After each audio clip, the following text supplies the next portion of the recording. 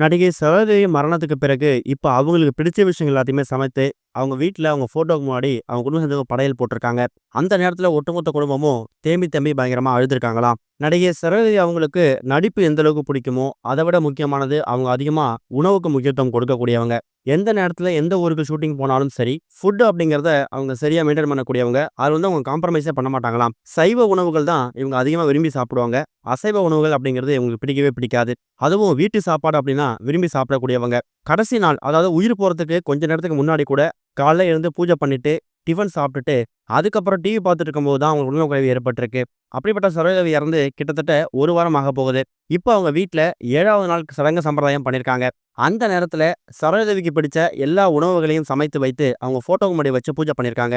அதுவும் இனிப்பு வகையெல்லாம் ரொம்ப விரும்பி சாப்பிடுவாங்களாம். அவங்களுக்கு பிடிச்ச எல்லா இனிப்பு வகைகளையும், அதே மாதிரி சைவ உணவுகள்ல அவங்க என்னென்ன விரும்பி சாப்பிடுவாங்களோ, அது எல்லாத்தையும் சமைத்து அவங்க ஃபோட்டோக்கு முன்னாடி வச்சு படையல் போட்டிருக்காங்க. மதிய நேரங்கள்ல குறிப்பா உயிரோட இருக்கும்போது, தான் வீட்ல வேலை செய்யக்கூடிய பணிப்பெண்ண கூப்ட்டு, தனக்கு என்னென்ன விஷயங்கள் சாப்பிடணும் போல இருக்கோ, அத செஞ்சு குடுக்க சொல்லி சாப்பிடுவாங்களாம். கடைசி காலகட்டம் வரைக்கும் தன்னோட உடல் ஆரோக்கியத்துல ரொம்பவே கரெக்ட்டா இருந்திருக்காங்க. இப்ப 87 வயசு ஆகக்கூடிய அவங்களோட கண்கள தானம் பண்ணப்ப கூட, அவங்க கண்கள் இந்த வயசுலயும் ரொம்ப ஆரோக்கியமா இருந்திருக்குங்கிற மாதிரி தான் மருத்துவர்கள் தெரிவிச்சாங்க. கண்ணு ரொம்ப அழகா இருக்குன்னு பேர் வாங்குன இவங்க, தன்னோட கண்ணு இன்னும் அழகாகறதுக்கு, மெருகேத்துறதுக்கு என்ன விஷயங்கள் பண்ணணுமோ, அந்த மாரி உணவுகள தேடி தேடி சாப்பிடுவாங்களாம். இப்படி அவங்களுக்கு பிடிச்ச, அவங்க அதிகமா விரும்பி சாப்பிடக்கூடிய எல்லா உணவு வகைகளையும், இன்னைக்கு அவங்க ஃபோட்டோக்கு முன்னாடி வைத்து வழிபடக்கூடிய சிச்சுவேஷனுக்கு அவங்க குடும்ப சேர்ந்தவங்க வந்துட்டாங்க அப்படிங்கிற மாதிரி தான் இப்போ ஒரு சோகமான செய்தி வெளிவந்திருக்குது. உயிரோட இருந்திருந்தா இந்த உணவுகள்லாம் அவங்க விரும்பி சாப்பிட்டுருப்பாங்களேங்கிற மாதிரி பயங்கரமா தேம்பி தேம்பி அழுதுருக்காங்க. இது ஒரு பக்கம் இருக்க, இப்ப ரீசெண்டா இறந்து போன ஸ்டண்ட்மேன் குடும்பத்துக்கு ரஞ்சித் ஒரு மிகப்பெரிய பண உதவி ஒண்ணு செஞ்சிருக்காரு.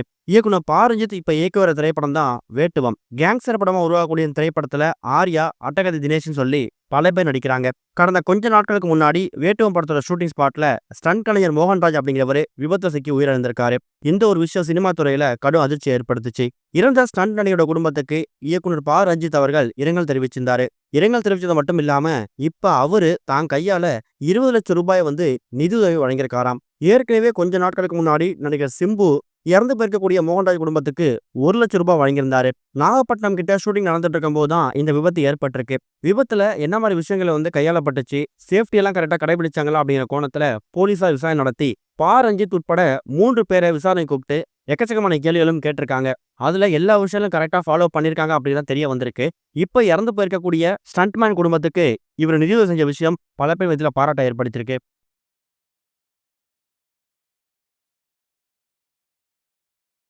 இதுவரைக்கும் கனெக்டிங் டிவிக்கு சப்ஸ்கிரைப் பண்ணனா மறக்காம சப்ஸ்கிரைப் பண்ணிக்கங்க. உடனடி அப்டேட்ஸ் பெறுவதற்கு நோட்டிஃபிகேஷன் பெல்லையும் கிளிக் பண்ணிக்கங்க.